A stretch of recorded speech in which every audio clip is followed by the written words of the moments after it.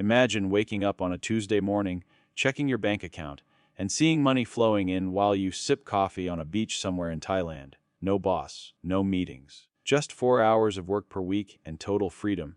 Sounds perfect, right? That's exactly what Tim Ferriss promised us in his best-selling book, The 4-Hour Work Week. Back in 2007, millions of people bought it. Millions more tried to live it. But here's what nobody wants to admit: for the vast majority of those people, it didn't work. Not even close. And today, nearly 2 decades later, we need to have an honest conversation about what actually happened to all those dreamers who tried to escape the 9 to 5, and more importantly, what genuinely works in the real world if you want more freedom, more money, and more control over your life.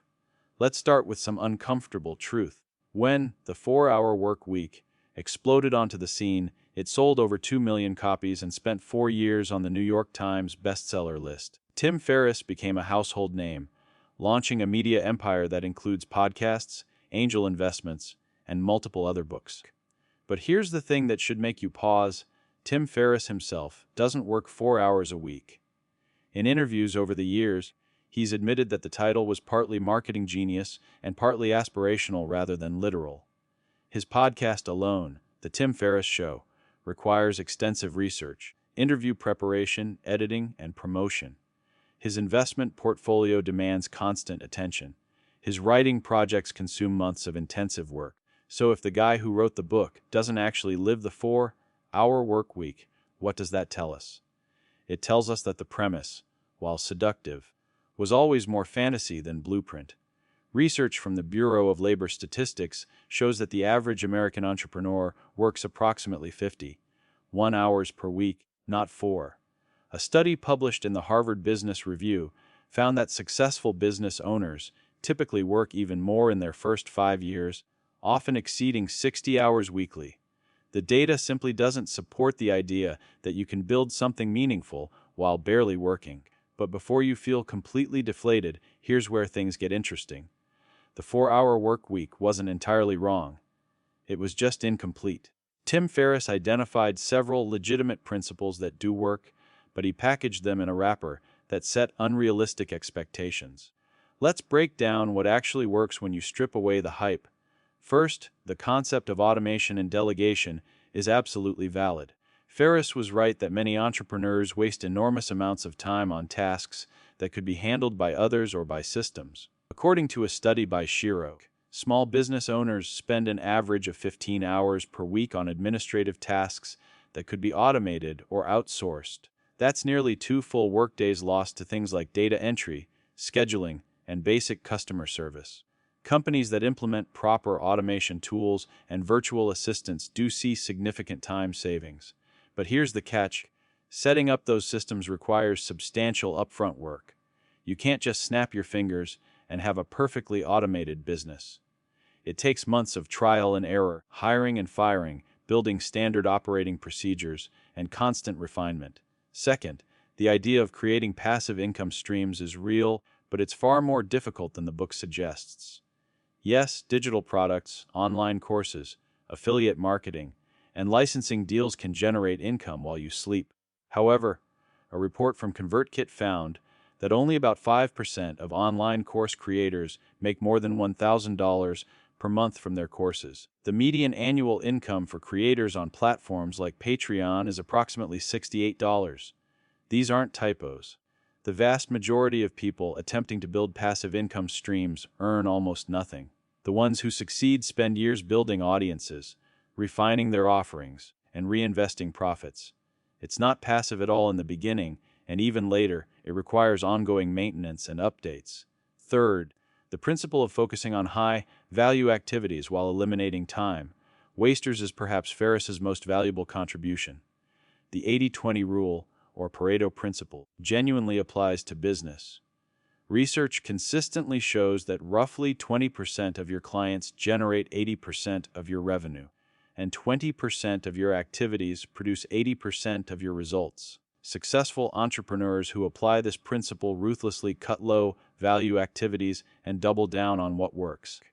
A study in the Journal of Business Venturing found that founders who focused their time on strategic activities rather than operational tasks saw 30 3% higher revenue growth over 3 years. So what does actually work if you want more freedom and better income? The answer is less sexy than a 4-hour work week, but it's backed by real evidence. It's what researchers call the ramp up and scale down model. You work intensely for a period of 3 to 5 years, building systems, teams, and revenue streams that eventually allow you to step back. During this ramp up phase, you're probably working more than 40 hours, not less. You're investing in your education, building your network, creating valuable products or services, and establishing your reputation. Data from the Kauffman Foundation, which extensively studies entrepreneurship, shows that businesses reaching $1 million in annual revenue take an average of 5 to 7 years to get there, and founders work an average of 52 hours per week during that period. But here's the payoff: once you've built those foundations, you can begin to scale back your personal involvement. You hire capable people. You implement proven systems. You focus only on strategic decisions and relationship management. Some entrepreneurs eventually reach a point where they work 20 to 30 hours per week while maintaining strong income. That's not 4 hours, but it's significantly better than the corporate grind, and it's actually achievable. Another model that works is what's called lifestyle business optimization. Instead of chasing unicorn valuations and explosive growth, you deliberately build a smaller, more manageable business that generates good income with reasonable hours from the start. Web designer Paul Jarvis popularized this concept in his book, Company of One. His research shows that many solo entrepreneurs and small teams earning between $100,000 and $500,000 annually work 30 to 40 hours per week and have excellent work-life balance. They're not trying to automate everything or work 4 hours. They're simply building sustainable businesses that serve their life goals rather than consuming their entire existence. The remote work revolution has also made certain aspects of the 4-hour workweek vision more realistic. According to FlexJobs, 32% of U.S. companies are now fully remote, and 65% of workers report wanting to remain remote full-time.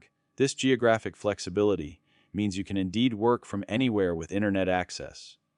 However, you're still working full days, just without the commute and office politics. That's a real improvement in quality of life, even if it's not the 4-hour fantasy. Perhaps the most important lesson is this: freedom isn't about working less. It's about working on what matters to you. Research in positive psychology consistently shows that people report higher life satisfaction when they have autonomy over their work, even if they work substantial hours. A study published in the Journal of Occupational Health Psychology found that autonomy and control over work schedules predicted well-being better than total hours worked.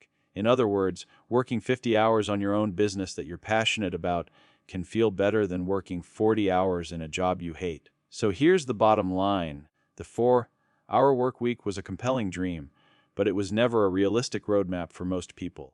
What actually works is building something valuable over several years with focused intensity, creating systems that eventually reduce your personal involvement, and designing a business that aligns with your actual life goals rather than someone else's Instagram fantasy.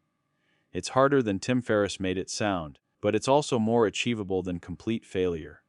The entrepreneurs who succeed are the ones who embrace the real work required while keeping their eyes on genuine freedom, not fictional shortcuts. If you're ready to hear more honest truth about building businesses and creating real freedom, subscribe to this channel. We're cutting through the noise and sharing what actually works based on data and real experience. Hit that like button if this video gave you a clearer picture of what's really possible, and drop a comment telling us what you're building right now. Let's build something real together.